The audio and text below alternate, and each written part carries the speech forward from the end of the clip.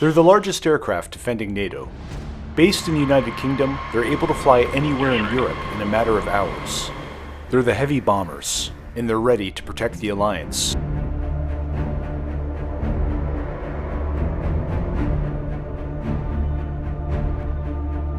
Fairford Air Base, England, 6 in the morning. Dawn is just beginning to break, but these U.S. Air Force crew members with Bomber Task Force Europe have been up for hours preparing for a mission that will take them over Eastern Europe, where they'll practice supporting Allied ground forces. For them, it's just another Monday. The mission of the Bomber Task Force is to provide deterrence and defense, to demonstrate that capability to all our partners and allies across Europe. And then also to integrate with those partners and allies through a series of missions throughout the time of their deployment. Ultimately, when we fly with those NATO allies and partners, we increase the strength of our assurance to the allies, and we send a powerful message of deterrence to our adversaries. The U.S. Air Force has deployed heavy bombers to Europe since 2018. Often, they send the B-52 Stratofortress, one of the longest-serving and most reliable aircraft in NATO's arsenal. Its crews affectionately call it the Buff, big, ugly, fat fella. But what it lacks in looks, it makes up for in endurance. The B-52 can fly marathon, globe-spanning missions that begin and end in the United States. Still, being deployed to Europe has distinct advantages. Obviously, we're cutting down the sortie length to fly from the United States to do it right here from Fairford. This forward location allows them to plan with those other nations, be it Norway or the UK or whoever else we're flying with. Today's mission will see the B-52s practice supporting ground troops in Poland, Romania, and Bulgaria before returning home via southern Europe. Allied fighters will escort them along the way. The crew gears up. They check the seals on their oxygen masks. They have 9 hours in the air ahead of them, a relatively short flight by their standards. They review details about the airspace during a pre-flight briefing.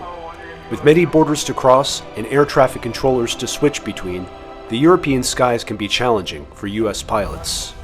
Meanwhile, maintenance crews are performing final checks on hundreds of components that need constant care. Without these skilled technicians, the Buff simply doesn't fly. A typical pre-flight is going to take about 8 hours for 4 individuals. After they complete all their actions, which for pre-flight could be upwards of 182 maintenance actions individually, then the aircraft is ready to fly. So for every hour of flight, it takes about 200 man-hours to help produce that sortie. The bomber crews head out to their planes, give the aircraft one last inspection, and climb in through a hatch in the belly. The crew settles in for takeoff, and the pilots fire up each of the B-52's 8 engines.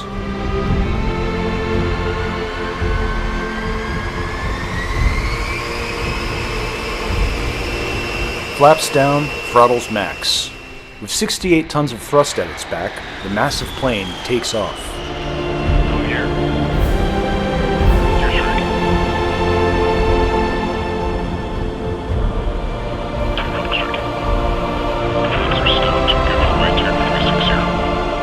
The B-52 has a crew of 5, each with their own specific role. So you have the aircraft commander. He sits in the left seat. He's responsible for the safe employment of that aircraft. The co-pilot is one of our more junior pilots typically. They've got the good airmanship, but we're working on developing their mission awareness. We've got our electronic warfare officer, so they are really the defensive specialists of this airplane. In the lower section of the crew compartment is the radar navigator, so they are traditionally the ones tasked with weapons management. And then sitting next to them on the right is the navigator, and their kind of traditional duties center around mission timing, the route. As they near the target areas, the crews link up with Allied Joint Terminal Attack Controllers, or JTACs, on the ground. JTACs are highly skilled soldiers who specialize in spotting targets for aircraft or artillery. B-52s rely on them to make sure their strikes are on time and on target. We can't expect to have U.S. forces on the ground everywhere, so the ability to train with those guys real time while we're out here on these BTFs is incredibly valuable. As the bombers cross Europe on their training mission, fighter jets from Allied nations fly up to meet them. It's good practice for everyone involved. If called upon to defend Allied territory, the fighters would be responsible for protecting the bombers from incoming threats. We're out there learning from each other. It's really cool to have those fighters join up on your wing, and you can tell, even with a mask on, the guys flying the fighter jets have a big smile on their face. They're happy to be there, happy to be working with us, and then getting to work on some of those tactics and then have the ability to debrief it and make us better. It's just a really cool opportunity. With a long list of tasks to accomplish, the 9-hour mission passes faster than you might expect. It's hard work, and it keeps the crew busy. Still, many have never been to Europe before, and they find time to enjoy the view. Flying over Europe's a pretty incredible opportunity. You have a chance to kind of look down and reflect at all the history that's here and understand really why NATO is so important and how it came to be.